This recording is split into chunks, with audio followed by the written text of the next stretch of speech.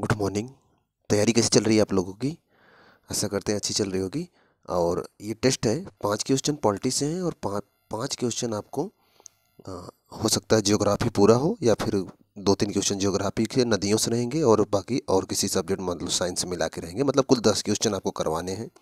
इतना समझिएगा, आपको 10 क्वेश्चन मिलेंगे और आपको 10 क्वेश्चन में कम से कम 8 से 9 के बीच में सही करना है। पूरा ध्यान लगा के टेस्ट लगाएंगे शांत मन से तो सब सही हो जाएगा। बस किताब मत देखिएगा, मतलब कि कॉपी मत देखिएगा। आपको पहले देखना हो देख लीजिएगा, लेकिन जब टेस्ट शुरू करिएगा तो कॉपी मत देखिएगा। और टेस्ट लगाइए ईमानदारी से। कितना नंबर आ रहा है कमेंट बॉक्स में ज़रूर बताइएगा। चलिए टेस्ट शुरू करते हैं। कितना आया ज़रूर बताइएगा। सबसे पहले आप हम क्वेश्चन पढ़ेंगे, क्वेश्चन सुनिएगा ध्यान से। उसके बाद आप आंसर सोचिएगा, फिर हम आंसर बताएंगे, फिर आंसर मैच कराइएगा कि क्या सही था कि नहीं। अगर गलत है तो वो भी काउंट करिएगा और बताइएगा कितना सही हुआ है। चलिए फिर पहला क्वेश्चन देखते हैं। क्वेश्चन ध्यान से देखें, अच्छा क्वेश्चन भी है। क्वेश्चन है कि न्यायालय की एकल व्यवस्था सिंगल सिस्टम भारत सरकार अधिनियम से ग्रहण किया गया है। मतलब कौन से भारत सरकार अधिनियम के द्वारा ग्रहण किया गया है न्यायालय की एकल व्यवस्था? 1941 का अधिनियम, 1935 का अधिनियम, 1928 का अधिनियम, 1937 का अधिनियम। सोचिए, अच्छा क्वेश्चन है, कंफ्यूज मत होना।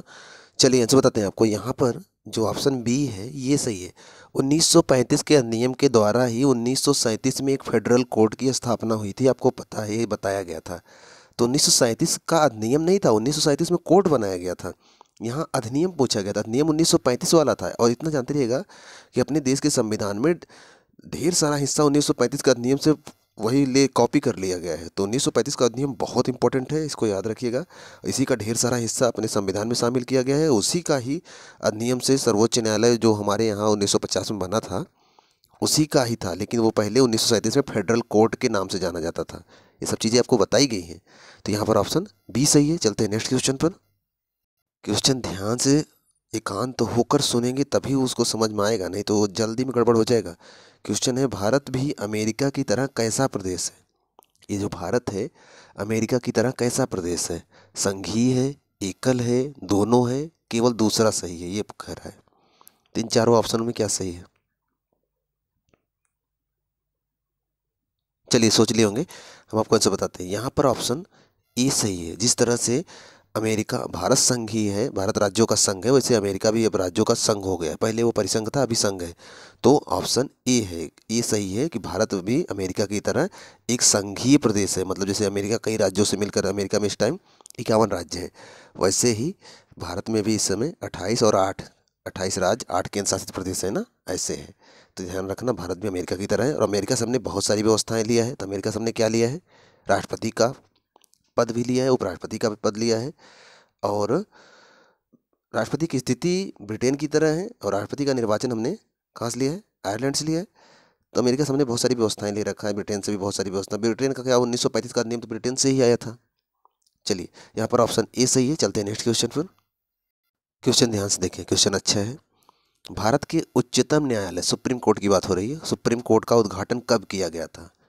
जो सुप्रीम कोर्ट है भारत का, इसका उद्घाटन कब किया गया था? 15 अगस्त 1945, 26 जनवरी 1947, 15 अगस्त 1950, 28 जनवरी 1950।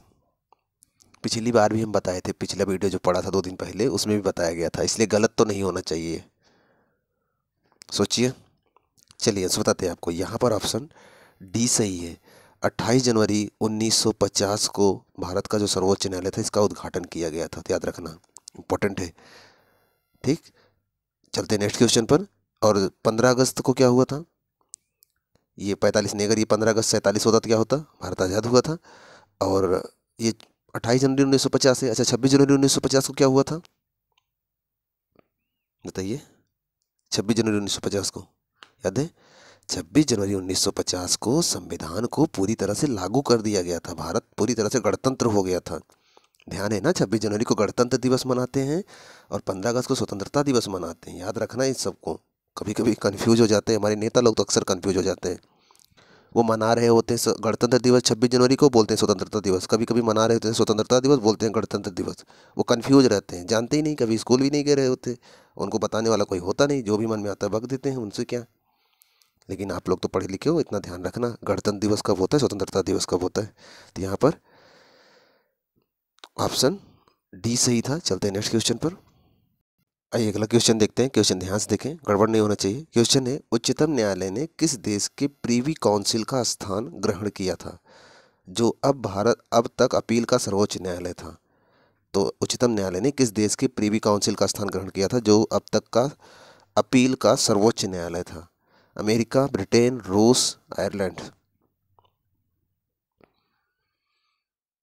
चलिए इनसे बताते हैं आपको। रूस तो हो ही नहीं सकता। अपने यहाँ जो आएगा शासन करने, अपने यहाँ जिन्होंने 200 साल शासन किया, वहीं उन्हीं का तो न्यायालय होना चाहिए। अमेरिका तो आया नहीं था, रूस तो आया नहीं था, आयरलैंड तो आया नहीं था, आया था ब्रिटेन ही।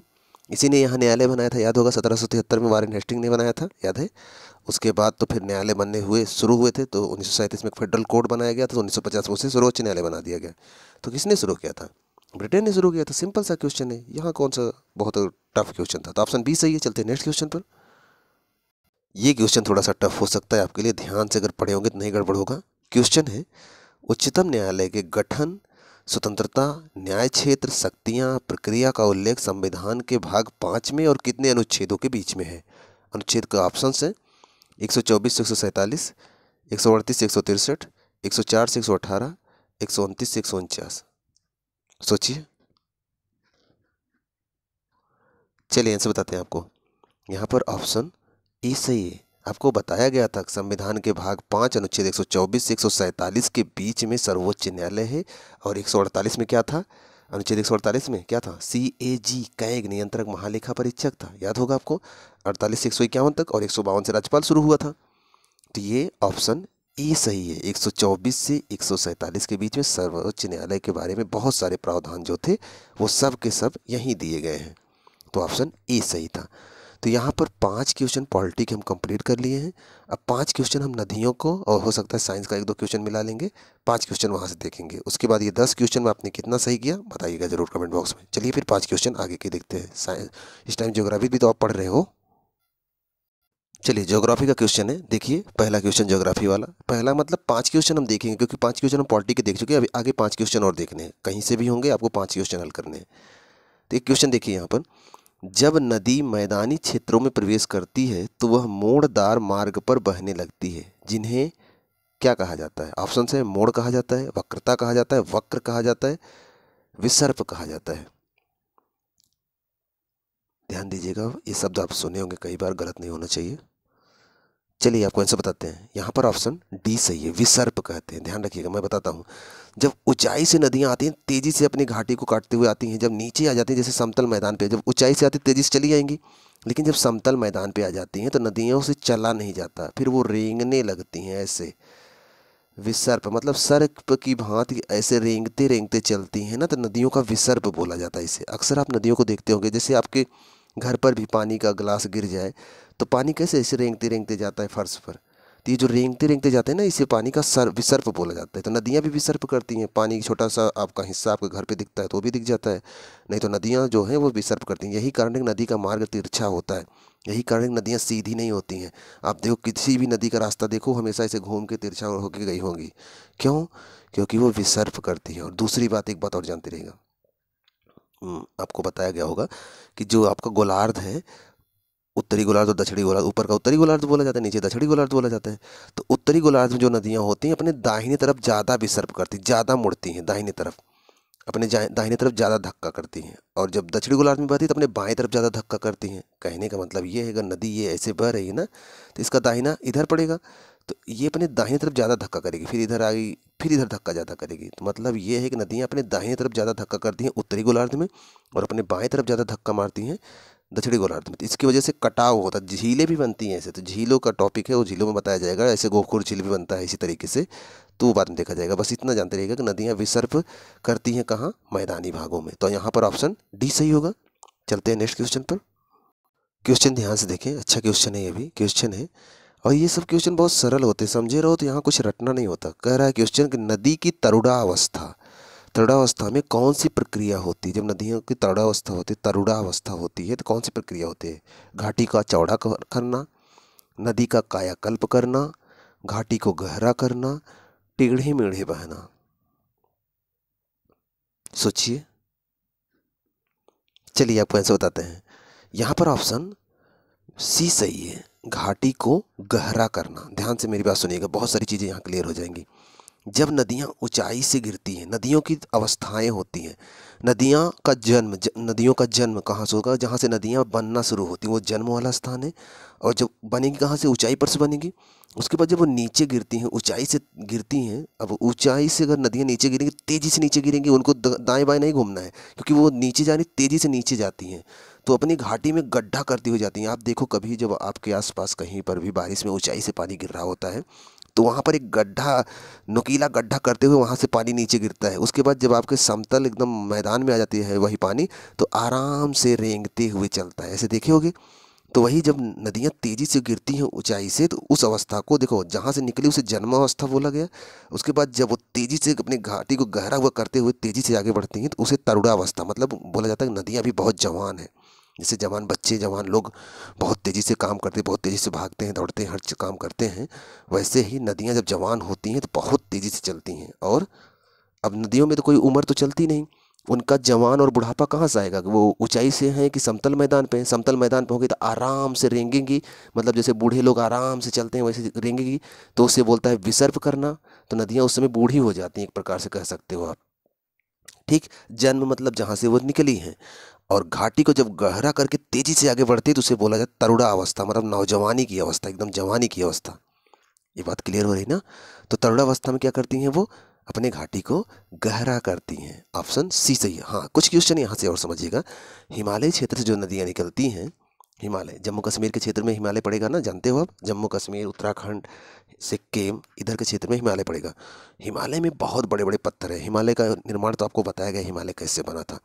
तो हिमालय से जब नदियाँ निकलती हैं, जैसे मान लो ये हिमालय है, बहुत ऊंचा है, तो यहाँ से जब नदियाँ निकलती हैं तो क्या करती हैं?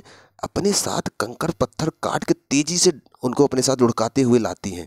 और जब वो धीरे धीरे समतल मैदान में आने लगती हैं, तो वो ढेर सारे कंकड़ पत्थर वहीं रास्ते में छोड़ देती हैं। और इतना ज़्यादा कंकड़ उस क्षेत्र में जमा हो जाता है, उस क्षेत्र को आप तराई क्षेत्र पढ़े होंगे, भाबर वाला मैदान पढ़े होंगे, वहाँ पर ऐसे कंकड़ इकट्ठा हो जाते हैं। और इतना ज़्यादा कंकड़ होता है, बड़े बड़े कंकड़, कि उसके अंदर से नदियाँ गायब सी हो जाती हैं। मैंने किसी मूवी में, एक गाने में देखा था, उसमें दिखाया गया था कि कैसे हिमालय के तराई वाले क्षेत्र में कैसे ढेर सारे मोटे मोटे कंकड़ वहाँ फैले हुए हैं, और उसी में से नदियाँ आज भी बहती हैं। याद आ रहा है मुझे। हाँ, एक गाना मैंने देखा था, मैं आपको दिखाता हूँ, उसमें देखिएगा कैसे बड़े बड़े कंकड़ों के बीच से नदियाँ धारा के रूप में बह रही हैं। छोटे छोटे झरने हैं कि झरनों का पानी छूके कुछ वादे करने हैं।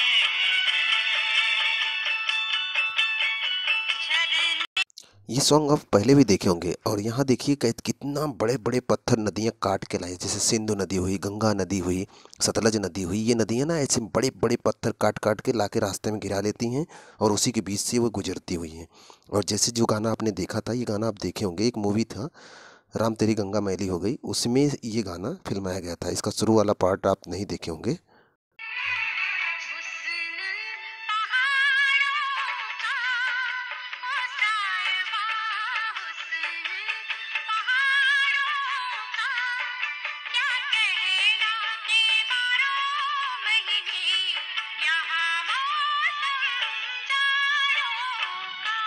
अब ये बात तो समझ में आती है ना, कहाँ 12 महीने मौसम जाड़े का हो सकता है? कश्मीर का क्षेत्र है, और वहाँ पर ही ये पत्थर दिखाए गए हैं। ध्यान दीजिएगा, जब आप नदियाँ पढ़ते हो, आपको बताया गया था कि नदियाँ बहुत सारे पत्थर काट के लाती हैं, तो ऐसे ही क्षेत्रों का, मैदानों का निर्माण होता है।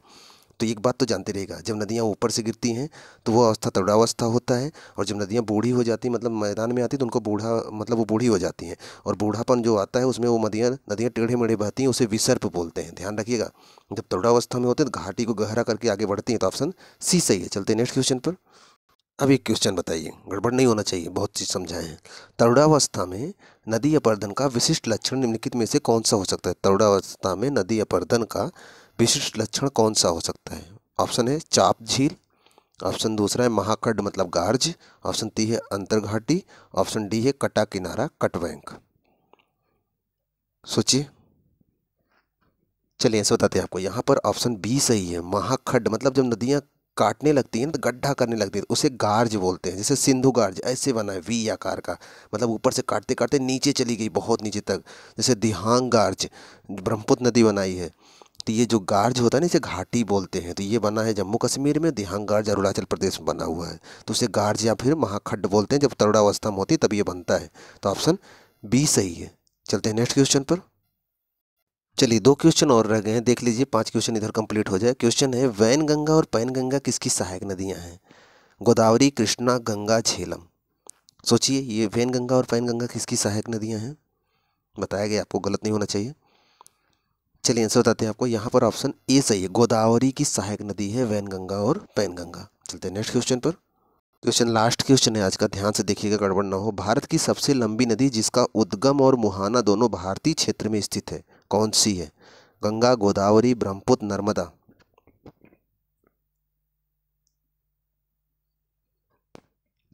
चलिए आंसर बताते हैं आपको, यहाँ पर ऑप्शन बी सही है, गोदावरी नदी। ध्यान दीजिएगा, गंगा का उद्गम तो भारतीय क्षेत्र में है, लेकिन ये गिरती है बंगाल खाड़ी में, वो बांग्लादेश से होकर। तो ये पूछा है उद्गम और मुहाना, मुहाना उसे बोलते हैं जहाँ नदियाँ गिरती हैं, तो मुहाना तो गंगा का भारत में नहीं है ना, तो पहला तो कैंसिल हो गया। ब्रह्मपुत्र निकलती तिब्बत से है, भले गिरती बांग्लादेश में, तब ये भी नहीं होगा। नर्मदा हो सकती है, और गोदावरी, देखो गोदावरी भी महाराष्ट्र से निकली है और भारतीय क्षेत्र में ही गिरती है बंगाल खाड़ी में, और नर्मदा भी मध्य प्रदेश से निकली है, भारतीय क्षेत्र में ही गिरती है अरब सागर में। लेकिन अब पूछा है कि दोनों मतलब कि सबसे लंबी कौन सी है, तो गोदावरी से जो है नर्मदा से लंबी है, इसलिए ऑप्शन बी सही होगा, गोदावरी। नर्मदा भी सही है, मतलब कि नर्मदा भी सही है कि भारतीय क्षेत्र से निकलती भारतीय क्षेत्र में गिरती है, लेकिन लंबाई पूछा ना सबसे लंबी कौन है, इन दोनों में लंबी गोदावरी और नर्मदा में गोदावरी लंबी है, तो ऑप्शन बी सही होगा। ठीक, यहाँ पर 5 क्वेश्चन कंप्लीट होते हैं, 5 क्वेश्चन पॉलिटी के, 5 क्वेश्चन ज्योग्राफी से कंप्लीट होते हैं, 10 क्वेश्चन कंप्लीट होते हैं। आपको आपका कितना सही हुआ कमेंट बॉक्स में बताइएगा, आपने 10 में कितना सही किया। और अगर चैनल पे पहली बार आए सब्सक्राइब जरूर कर लीजिएगा, और वीडियो कैसा लगा जरूर बताइएगा। मिलते हैं नेक्स्ट वीडियो में, तब तक आप जी जान से पढ़ते रहिए।